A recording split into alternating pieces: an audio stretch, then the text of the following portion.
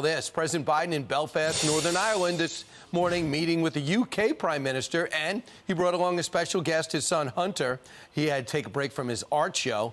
It comes after newly acquired White House visitor logs reveal that Hunter's business associates, get this, visited the White House over 80 times while Joe was vice president. Longtime partner Eric Schwerin tops the list with 30 visits, followed by Joan Mayer, who was VP of the investment firm Rosemont Seneca. Congresswoman Nancy Mace serves on the House Oversight Committee and joins us now. Congresswoman, did that number surprise you? It's shocking, really. Here you had President Biden lie and deny he had any involvement with Hunter's businesses. Come to find out, there's voicemail evidence, email evidence, and now White House evidence where his business partners visited over 80 times when he was vice president. This is corruption at its core. Now, remember, he has dealt with this question in the past. What about Hunter's business dealings? Remember some of these answers. Mr. Vice President, how many times have you ever spoken to your son about his overseas business dealings? I've never spoken to my son about his overseas business dealings. I have never discussed with my son or my brother or anyone else anything having to do with their businesses, period. Do you stand by your statement that you did not discuss any of your son's overseas business dealings? Yes, I stand by that statement. Should he really stand by that statement at this hour with 80 visits? Are they talking about intramural basketball? Oh, it's an all-out lie. And here's what our Republican message needs to be. The United States is not for sale. This is not the kind of thing that we can allow to go on. The Oversight Committee, we're going to follow the facts wherever they take us. And we just got all of these suspicious activity reports. We're working every day in that investigation so the American people actually know the truth of what happened. And look at, he's on the world stage with his son right now. We've lost Brazil. We've lost the Middle East. And Biden has now, he's losing the European Union over Taiwan. And so we're very weak right now on the world stage, and we need to show the American people that he should not be the president after 2024. Congresswoman, we lost France. That's a pretty big deal. Yeah, we lost France. So just by the way, okay, you got logs and you're at home saying so. Well, I think there's one other revelation. Mike McCormick, former White House stenographer during the Obama years, says this. He's been trying to get the FBI's attention. He said, quote, Joe Biden committed crimes in Ukraine in a conspiracy with the current National Security Advisor, Jake Sullivan. I am a witness to that happening. They've been looking at Hunter Biden, but this ties Joe Biden and Sullivan into promoting a kickback scheme with Ukraine. It's the timeline that does it.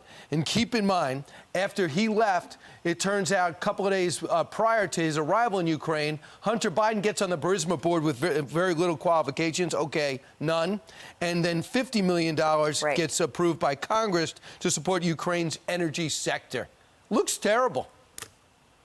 Oh, yeah, it's totally and completely corrupt. They've denied every fact that Republicans have brought forward. At some point, I'm sure they're going to trot out James Clapper out of the freezer, just like they did over the Hunter laptop disinformation scheme, to deny this as well. That's what they do. Your concern, I understand, is the press is looking at other things. Even though he's the current president, possibly running for re-election is expected, they just don't seem to care about this. Why? Well, it's very hard to say, but they will not investigate. No one is above the law. We've heard that for weeks now, not even a former president. And look at the corruption, the lies that have happened, the pay to play. This was not a revolving door. This very much appears to be pay to play in the White House when he was vice president.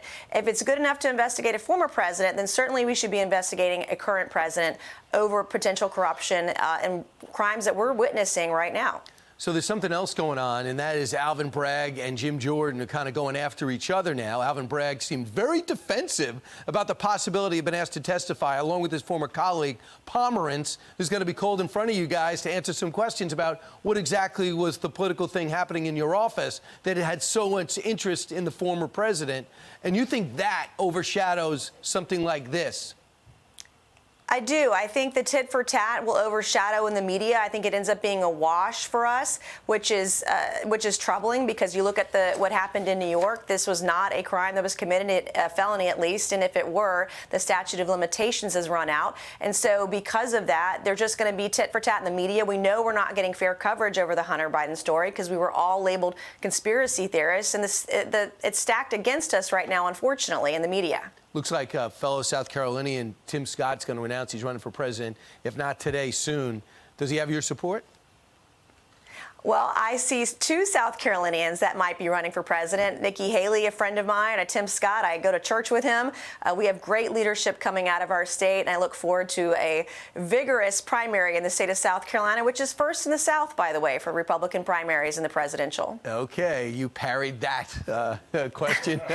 Thanks, Doing my Congresswoman. best here. You did. All right, you got a lot of friends in high places. I'm Steve Ducey. I'm Brian Kilmeade. And I'm Ainsley Earhart. And click here to subscribe to the Fox News YouTube page to catch our hottest interviews and most compelling analysis.